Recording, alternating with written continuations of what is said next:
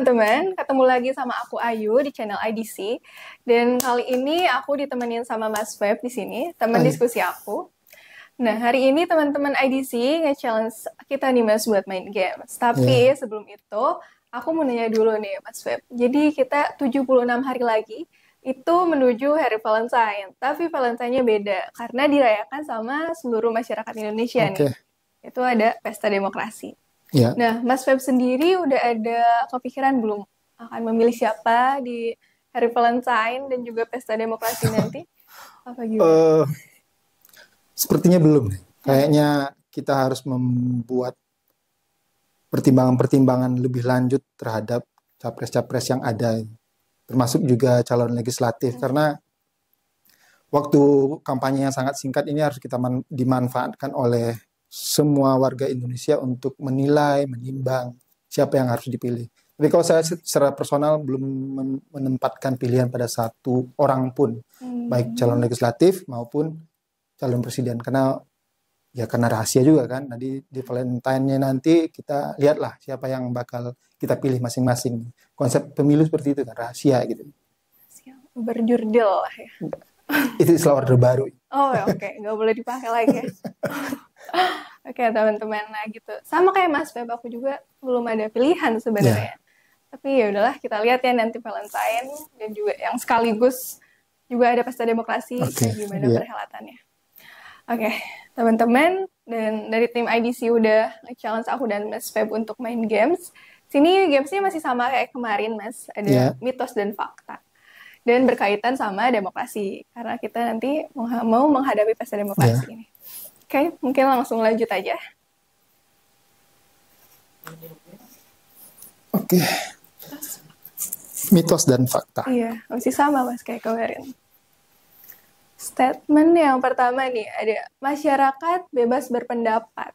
Oke, kalau menurut aku untuk saat ini itu mitos. Kalau menurut aku mitos nih Mas. Soalnya kenapa? Aku ngerasa berpendapat itu belum sebebas itu loh. Mau secara langsung ataupun di media sosial. Mungkin salah satu contoh kasusnya yang kemarin ini lagi rame. Bahkan hari ini juga ada updatean terbarunya tentang Fathia sama Haris, Mas. Mungkin Mas Feb tahu juga kan? Iya, kasus Fathia. Aktivis itu ya. Iya, mereka aktivis yang dilaporkan sama Pak Luhut karena dinilai mencemarkan nama baik dan akhirnya dituntut sama JPU itu 4 sama 3,6 bulan penjara. Nah, karena itu teman-teman, menurut aku kebebasan berpendapat di Indonesia itu masih jadi mitos sih. Kalau menurut Mas Feb gimana? Karena Haris dan Fathia itu jadi mitos gitu. Iya, kalau menurut aku ya. Kalau menurut saya, sebelum saya jawab tentang pernyataan yang sangat besar ini, kita harus melihat dulu underlying dari demokrasi itu sendiri, dari prinsip-prinsip yang kita anut saat ini. Bahkan menurut saya, pada satu sisi saya akan mengatakan saya menyetujui Ayu bahwa itu mitos. Tetapi bukan dengan cara yang demikian. Bagi saya, sebenarnya kebebasan berpendapat itu sebenarnya adalah mitos paling besar dalam demokrasi. Mitos paling besar dalam semua sistem politik. Kenapa demikian? Setiap orang, kalau kita tarik pada sifat naturalnya manusia, pada sifat naturalnya sistem politik, tidak ada kebebasan yang benar-benar absolut, atau tidak ada kebebasan absolut. Karena jika kita mengatakan kebebasan, sebenarnya itu mengindikasikan kebebasan yang tanpa batas. Tapi benarkah ada kebebasan yang demikian gitu? Nah, artinya kebebasan itu sendiri adalah mitos paling besar yang dijaga dalam demokrasi. Tetapi dengan demikian, mitos itu menjadi penting bahwa kita, masyarakat demokratis, itu harus memiliki kebebasan yang dianggap mitos tadi. Gitu. Kenapa? Karena untuk menjaga nilai-nilai demokrasi tetap terjamin. Karena begini, semisal kita ingin mengatakan sesuatu yang sifatnya vulgar di depan publik. Tetapi dengan dasar-dasar intelektualitas, ilmu pengetahuan yang kita miliki, moral publik yang kita anut, ajaran orang tua, agama, keyakinan dan segala macam, pasti akan memberikan kepada kita konsiderasi. Layak nggak kita menyampaikan sesuatu yang ingin kita sampaikan ini? Artinya, secara inherent pun manusia itu tidak memiliki kebebasan yang absolut tadi. Dia diikat oleh batasan-batasan. Dia memiliki limitasi. Karena sederhananya, kebebasan yang tanpa limit, kebebasan yang tanpa limitasi, itu akan menjadi ancaman bagi sistem politik secara umum, secara besar, dan juga bagi diri individu tadi dalam sebuah sistem politik. Nah, mengingat kita dalam konteks demokrasi nih, demokrasi itu sangat mengutamakan salah satu prinsip demokrasi liberal yang paling utama itu adalah kebebasan berbicara. Artinya dalam kajian-kajian demokratis, the freedom of speech itu, kalau Ayu mengatakannya kebebasan berpendapat, ya, itu merupakan sebuah inalienable rights, hak yang tidak bisa diangkat oleh siapapun. Tapi mengingat kondisi-kondisinya, bahwa kebebasan, misal kebebasan hidup misalnya, kebebasan hidup itu sangat mutlak. Kebebasan untuk mencari kebahagiaan menurut versi kita masing-masing itu sangat mutlak. Tidak bisa dibatasi oleh siapapun. Ayu berhak memilih pekerjaan apapun yang Ayu inginkan. Orang lain nggak boleh paksa itu Ayu harus memilih pekerjaan ini atau itu. Tapi kebebasan berpendapat memiliki tempat yang spesial dalam demokrasi. Artinya dia memiliki kajiannya tersendiri. Nah, artinya ketika ditempatkan dalam sebuah sistem politik, kebebasan itu menjadi terbatas. Nah, dalam demokrasi misalnya, Ayu menyatakan diri sebagai warga negara Indonesia. Kemudian, dengan begitu, Ayu telah menyerahkan sebagian kemerdekaannya kepada sistem politik yang ada di negara tersebut. Nah, artinya, kebebasan tadi sama sekali tidak mutlak dan dibatasi oleh rule of law yang ada dalam demokrasi. Nah, dalam tahap itu saya berpendapat kebebasan mitos. Ya. Tetapi dalam konteks ini, masyarakat bebas berpendapat dalam konteks keindonesiaan kita, saya mengatakan itu fakta. Kok bisa fakta, Mas? Kalau menurut aku enggak sih, belum bisa dibilang fakta di Indonesia tuh. Karena lihat kasus-kasus yang ada gitu ya, kayak orang berpendapat di media sosial banyak yang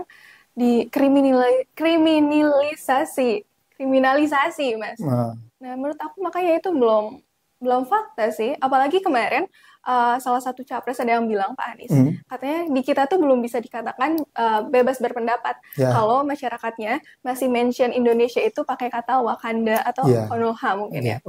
Nah, jadi itu aku nggak setuju. Aku penasaran dan sekaligus kayak kenapa Mas Feb bisa fakta? Begini. Saya itu gundul, dan karena Ayu pengen mempraktikkan kebebasan Ayu ingin mengatakan, Mas Feb kok gundul sih gitu, ya kan? Nah, tapi ada keinginan dari Ayu untuk menahan diri, ya kan? Untuk tidak menyinggung orang lain, untuk tidak membuat saya marah misalnya. Itu underline-nya tadi bahwa itu mitos kan. Tapi dalam kondisi keindonesiaan kita, karena kita sudah menempatkan kebebasan tadi dalam sebuah sistem politik, nah kita harus menyadari bahwa ada batasan-batasan yang harus dianut oleh warga negara agar tidak menyinggung kebebasan orang lain. Artinya begini, kebebasan berpendapat dalam demokrasi atau dalam sistem liberal itu adalah protecting the freedom of speech. Nah, limitasi yang harus dipegang, yang boleh diimplementasikan oleh pihak-pihak tertentu, misalnya pemerintah, hanya pada batasan-batasan norma yang sangat supreme, yang sangat tinggi. Artinya begini, ketika pemerintah sudah di-establish, sudah diselenggarakan, setiap orang harus menghormati rule of law, ya kan, aturan-aturan hukum, norma-norma yang dimiliki oleh pemerintah. Pada saat itu, seorang warga negara diharuskan untuk mematuhi aturan-aturan yang ada. Nah, dengan aturan-aturan tadi, seseorang tidak boleh lagi bebas menghina orang lain, karena dia misalnya meyakini bahwa yang dia sampaikan itu benar. Tapi bagi orang lain, bisa jadi kehormatan dirinya, kebebasan dirinya tercederai oleh itu. Nah, artinya ketika Ayu mengatakan, Mas Feb kok gundul sih gitu. Pada saat itu Ayu sudah menembus batas-batas gitu. Artinya akan membuat saya tersinggung, akan membuat saya marah. Dalam demokrasi sendiri pun batas-batas itu di-establish, diselenggarakan. Nah, semisal kebebasan orang menggunakan jalan raya. Ini contoh sederhana gitu ya. Kita pakai jalan raya, kendaraan, ada lampu merah nggak? Ada lampu merah, ada lampu hijau yang membuat aturan tertentu.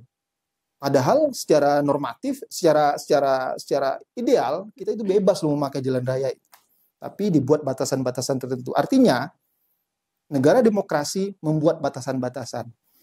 Pada saat tertentu, ada kita yang tersandung. Misal Fathia dan Haris tadi. Banyak sekali yang tersandung gitu. Tapi apakah dengan demikian kebebasan berpendapat itu terhalangi? Nah, pertanyaannya kan di situ. Apakah kebebasan berpendapat itu benar-benar terhalangi? Nah, kemudian kita minggir dikit nih soal misalnya cara kita berpikir, metode-metode penelitian misalnya menggunakan metode penelitian. Ada penelitian kualitatif. Ayu bercerita tentang Mas Fathia dan Mas Haris dan Mbak Fathia. Secara kualitatif pada konteks itu benar gitu. Tapi jika kita ambil penelitian kuantitatif, seberapa besar sih, berapa persen sih orang-orang yang dituntut oleh pemerintah, oleh orang-orang tertentu, pihak-pihak tertentu ke pengadilan karena dia berbicara. Dari 278 juta orang Indonesia, berapa persen sih gitu. Nah, artinya demokrasi itu kan selalu menekankan pada angka sebenarnya. Bahkan pada moral pun demokrasi itu angka gitu. Moral publik itu ditentukan oleh 50% plus 1 saja gitu. Nah, ketika dia memerintah, ketika dia berkuasa, moral dia yang menang. Ya kan? Pak Anies ketika menang nanti, artinya dia itu kemenangan moral. Sebagian dari kemenangan itu adalah kemenangan moral. Pada saat itu dia memenangkan kontestasi dan memiliki kemenangan moralnya yang demokratis. Pada saat itu dia berhak menetapkan norma-norma yang dia inginkan. Menolak IKN memberhentikan proyek IKN, itu hak moralnya. Nah, artinya, sekali lagi artinya, secara kuantitatif, hal itu tertolak. Oh, kayak gimana? Lanjut. Tertolak. Tertolak secara kuantitatif. Bisa nggak Ayu sebutkan berapa persen sih orang Indonesia yang dipenjara gara-gara mengumumkan pendapat? Kalau menurut aku pasti banyak sih, Mas. Ya. Tapi nggak di-up di media gitu pasti banyak. Nah, benar. Tapi yang kita tahu yang ada di media itu ya mungkin itu aja. Kayak misalnya kasus Fathia Haris, kasusnya Bima waktu tahun kemarin. Ya. Kayak gitu aja. Tapi di balik yang di Lampung ya? Iya, pasti banyak sih. Makanya aku tetap kekeh pasti. Nah, persoalannya apakah kita akan mengambil kebenaran-kebenaran impian atau kebenaran-kebenaran realitas? Banyaknya berapa, jumlahnya berapa, bisa disebutkan. Nah, kondisinya seperti itu. Artinya ketika kita ingin membuat sebuah argumen, kita harus menampilkan fakta-fakta dan data-data yang dibalik argumen tersebut. Nah, faktanya kualitatif benar. Misalnya kayak gini, Ayu bilang bahwa ekonomi semakin buruk. Alasannya apa? Tetangga saya susah makan loh, Mas. Anaknya nggak bisa sekolah, untuk ongkos ke sekolah susah. Saya bilang, saya bantah, teman saya makmur loh. Mereka udah punya mobil 3, rumah mewah. Kenapa? Saya tinggal di lingkungan yang mungkin mewah gitu misalnya. Ayu tinggal di lingkungan yang lebih moderat misalnya. Kebenaran itu kualitatif sifatnya. Tapi bagaimana kita menampilkan kebenaran yang lebih representatif secara Indonesia lah misalnya. Nah, ada nggak hasil survei Indopol yang menyebutkan kebebasan berpendapat itu di bawah 50% misalnya? Belum ada sih, mungkin nanti ada ya Mas. Tapi Mas bisa jadi nggak sih karena ada kasusnya Haris, Fathia atau Bima itu jadi menyebabkan masyarakat tuh takut untuk berpendapat. Nah, iya. Ketakutan tadi sama dengan ketakutan Ayu tadi. Saya pikir orang menyebut Konoha, menyebut Wakanda karena apa? Karena mereka takut mungkin kan. Tapi ya itu tadi, ada ketakutannya itu yang diakibatkan oleh kecemasan yang tidak beralasan, dan ada ketakutan itu yang real. Tapi kan karena public sphere, ruang publik ini diciptakan dengan kebebasan yang sangat, ya kalau kita bilang kan kebebasan kita hampir tanpa batas kan, setuju nggak sekarang? Ya, Ya. boleh dibilang. Di medsos orang berbicara apa aja gitu. Nah kenapa Ayu bilangin masyarakat kita itu nggak Ayu? Mereka bebas, tapi ya itu bebas kan Mas, bebas ngomong apa aja, tapi Iya. nggak mention langsung, misalnya Indonesia Wakanda, Indonesia Konoha Iya. diganti katanya. Jadi bebas tapi nggak bebas. Oke. Bebas tapi Apa itu? takut gitu. Bebas tapi takut gitu ya. Iya. Apa nih? Oh, pemerintah anti kritik. Oke. Kalau menurut aku ini fakta. Kenapa? Masih sama kayak pendapat aku sebelumnya, nih Mas Feb. Anti kritik. Kita lihat aja contoh kasusnya. Aku masih ini sih mention Fathia Haris. Iya. Itu salah satu kalau pemerintah tuh anti kritik kan. Mm-mm. Terus sama yang Bima yang di Lampung. Mungkin yang melakukannya, yang melaporkannya itu bukan dari pihak pemerintah Iya. Lampung ya. Dan tapi ternyata setelah dicek lagi, orang yang melaporkan Bima itu adalah tim pengacara dari pemerintah Gubernur Lampung, tuh Mas. Oke. Nah, jadi itu kenapa teman-teman? Aku ini pemerintah anti kritik itu fakta. Aku setuju sama statement ini karena dua hal tadi itu, Mas. Ya kalau saya bilang itu mitos aja. Kenapa Mas Feb bisa mitos? Sekali lagi secara kuantitatif berapa orang sih yang dituntut gara-gara itu? Oh, itu lagi ya pertanyaannya. Pertanyaannya sederhana gitu. Nah gini, ini menurut saya ya, ruang publik kita ini diisi oleh perbincangan yang sangat yang sangat masif gitu.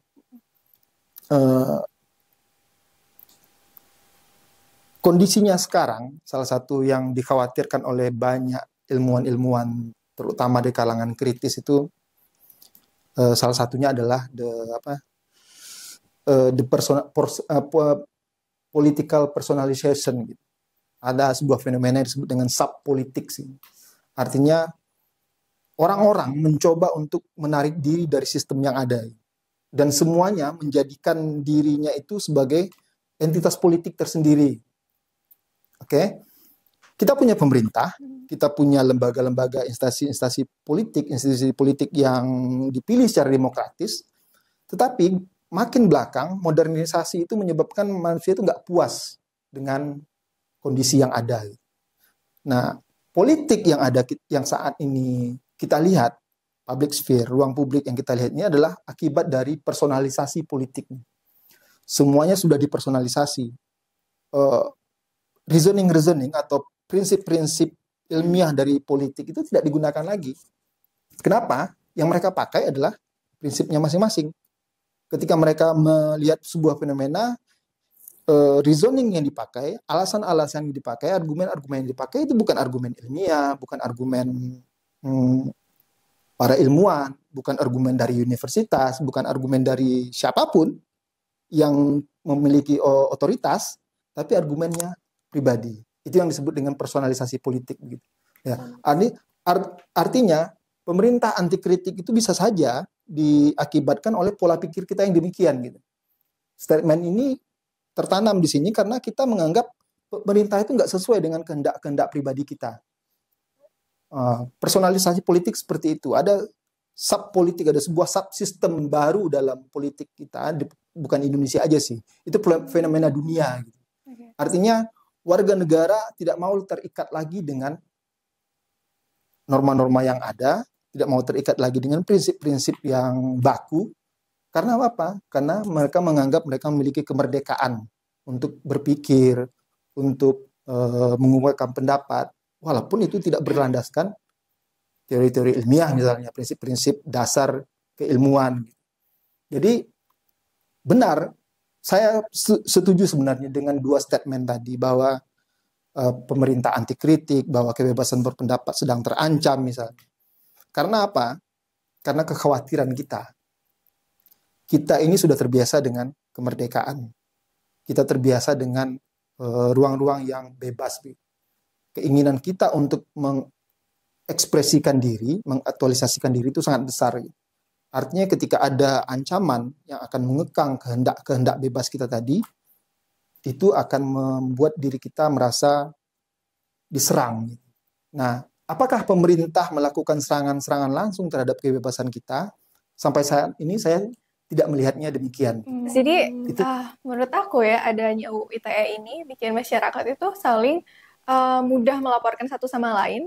Dan ya menurut aku juga, pandangan aku, ini membuat pemerintah itu senang gitu. Karena ya misalnya nih ada simpatisannya seorang pejabat yang dia merasa ada orang lain yang mengkritik pejabat itu. Nah, pejabat itu emang nggak melaporkan masyarakatnya, tapi simpatisannya yang melaporkan. Kayak jadi mungkin istilahnya pemerintah tuh bisa melaporkan seseorang tuh pakai proxy atau pakai masyarakat sipil gitu loh, saling melaporkan satu sama lain. Saya agak setuju dengan pernyataan Ayu tadi bahwa pemerintah menggunakan proksi-proksi untuk membungkam pihak-pihak yang mengkritiknya. Tapi saya pikir itu bukan tipikal Indonesia aja ya. Itu tipikal semua sistem politik saya pikir. Kenapa? Penguasa tentu menginginkan untuk tetap berkuasa. Artinya setidak-tidaknya jika mereka tidak ingin tetap berkuasa karena kita dalam sebuah sistem demokrasi, mereka menginginkan kekuasaan mereka itu terlihat baik. Dan orang-orang yang mengkritik biasanya akan dilihat sebagai sebuah ancaman. Nah, ancaman bagi pemerintahan demokratis itu biasanya berasal dari mulut-mulut yang mengkritik.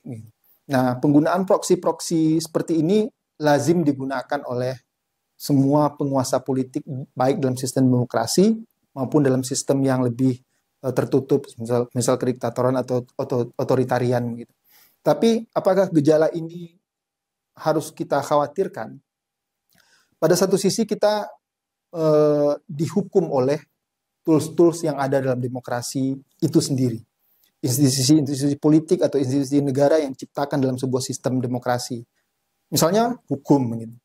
Penegak hukum bisa saja digunakan oleh siapapun untuk mengancam kebebasan orang lain.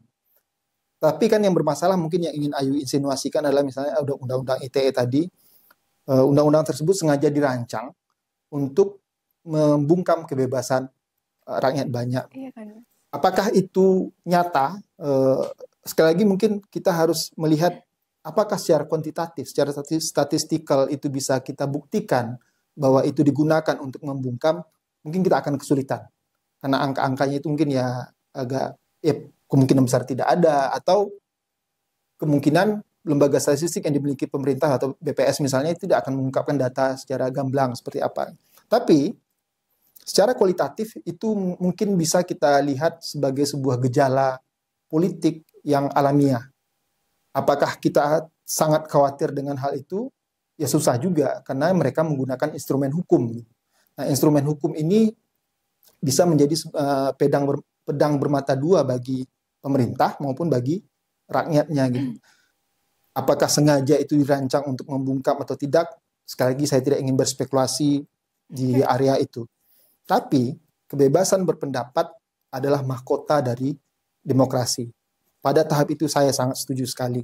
Tapi apakah proksi-proksi itu bisa kita hindarkan? Ya, saya pikir sulit. Karena demokrasi menciptakan ruang-ruang untuk itu sebenarnya. Paradoksnya demokrasi di situ.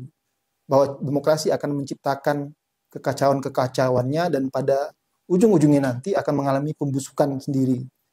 Itu tidak terhindarkan dalam semua sistem demokrasi di dunia. Nah, ketakutan kita kan jangan sampai pembusukan itu terlalu cepat. Ya kalau bisa jangan di generasi kita gitu kan. Ya, jangan ada dong. Ya. Oke, teman-teman, gitu pendapatnya Mas Feb untuk statement kedua dan pendapat aku juga. Nggak apa-apa ya Mas, kita beda pendapatnya, kan kebebasan berpendapat. Ya, kita pun beda kan. Ya. Oke, langsung aja ke statement selanjutnya nih Mas. Ada yang terakhir, publik tidak puas dengan demokrasi di Indonesia. Nah, kalau ini aku masih sama dengan pendapat aku sebelumnya, aku fakta sih. Aku merasa publik tidak puas ya dengan demokrasi di Indonesia. Kalau melihat tadi yang udah aku bilang itu berdasarkan 2 statement tadi yang aku juga setuju gitu loh. Oke. Demokrasi Indonesia lagi bermasalah, Mas. Juga ada ini, Mas, capres yang ngasih skor 5 di penegakan hukum dan HAM. Itu berkaitan sama demokrasi dong. Benar. Dan ya, itu menurut aku. Tapi itu mitos loh. Oh iya, kenapa tuh bisa mitos? Begini, Indopol kemarin merilis hasil survei. Gitu. Sekali lagi ini pendekatannya sangat statistikal ya.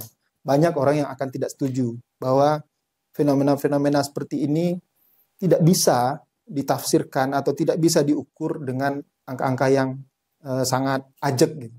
Misal statistik. Tapi Indopol mengeluarkan merilis hasil surveinya kemarin, 67,82% orang Indonesia mengaku puas dengan praktik demokrasi di Indonesia. Oke. Apakah itu bisa dibantah gitu? Bisa, Mas. Kalau menurut aku. Maksudnya begini, angka statistik secara ilmiah itu menunjukkan, merepresentasikan penduduk Indonesia secara keseluruhan. Okay. Penelitian kualitatif tidak mampu melakukan itu. Ayu membantahnya bagaimana? Oke, nggak apa-apa. 67,82% emang itu lumayan ya, Mas. Tapi kalau Mas Febri bahas tentang survei Indopol, bulan kemarin itu di bulan Oktober, kepuasan terhadap demokrasi itu lebih tinggi, Mas. Jadi ke bulan ini tuh menurun. Itu kenapa aku bilang publik nggak puas sama demokrasi. Artinya tingkat kepuasan turun, bukan publiknya nggak puas. Iya, oke. Bener nggak? Tapi publik nggak puas, akhirnya soalnya menurun. Menurut Mas Feb. Sebenarnya, saya sedikit setujulah dengan kekhawatiran Ayu bahwa kepuasan publik terhadap demokrasi turun gitu. Tapi publik dalam demokrasi itu juga bisa jadi ancaman bagi demokrasi itu sendiri. Semisal, ini ketika kita mengatakan masyarakat Indonesia atau warga Indonesia puas dengan demokrasi Indonesia, dan kita melihat gejala-gejala regresi demokrasi di Indonesia, semisal penggunaan instrumen hukum untuk kepentingan politik misalnya. Tapi rakyat menyatakan puas dengan pemerintahan Pak Jokowi dengan approval rating yang sangat tinggi. Artinya, di satu sisi kita secara intelektual melihat bahwa ada ketidakpuasan karena mungkin kalangan terdidik mampu membuat reasoning tertentu, melihat fenomena secara intelektual. Dan kita meyakini di kalangan terdidik ini bahwa terjadi penurunan terhadap kepuasan demokrasi, penurunan terhadap praktek demokrasi yang demokratis begitu. Tapi sekali lagi saya katakan bahwa demokrasi itu memiliki sebagai pedang bermata dua. Ketika kita menganggap yang kita anggap memiliki reason yang bagus, intelektualitas yang bagus, terdidik tinggi, melihat bahwa ada kemunduran demokrasi, publik tidak melihat itu. Artinya, apa yang kita rasakan itu tidak seiring dengan perasaan publik. Karena survei ini kan ilmiah gitu ya. 1.230-an sekian responden itu bisa merepresentasikan 280 juta rakyat Indonesia. Artinya, sekali lagi, kalau kita ingin sinkronkan ini, kita ambil titik temu, kita harus melihat bahwa itulah demokrasi sesungguhnya.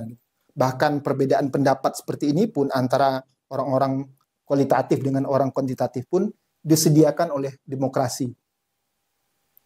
Ruang-ruang perdebatan sangat luas. Orang yang mengatakan tidak puas diberikan ruang untuk mengatakan dia tidak puas. Yang mengatakan puas diberikan ruang oleh demokrasi untuk mengatakan puas. Indopol mencoba merekam ekspresi dan perasaan publik tadi ke atas dan mengatakan 67,82% merasa puas. Artinya dalam demokrasi 50% plus 1 mereka pemenangnya. Artinya saya menang. Oke, kalau gitu. Oke teman-teman, ya nggak apa ya, kan beda pendapat itu wajar ya nggak sih? Nanti kita berantemnya belakangan. Iya, kayak statement yang tadi pertama, kebebasan berpendapat. Jadi ada perbedaan pendapat aku sama Mas Feb itu nggak masalah teman-teman. Oke. Kita berdoa aja ya Mas Feb, semoga penerapan demokrasi di Indonesia ini semakin baik, meningkat kepuasannya. Apalagi nanti kan kita mau menghadapi pesta demokrasi. Yang pasti Valentine Day-nya harus aman. Iya, di Valentine Days itu harusnya sih berjalan dengan lancar. Kalaupun nanti ada survei lagi dari Indopol, semoga kepuasannya meningkat. Gitu teman-teman. Atau harapannya turun. Karena ingin memuaskan pendapatnya kan. Iya, pendapat. Ya, tapi kan berharap yang terbaik ya buat Indonesia. Iya, berharapnya demokrasinya lebih baik. Oke, Mas Feb, makasih udah nemenin aku diskusi kali ini. Walaupun kita beda pendapatnya, tapi ya itu justru bagus ya. Jadi itu demokrasi. Demokrasi ini teman-teman.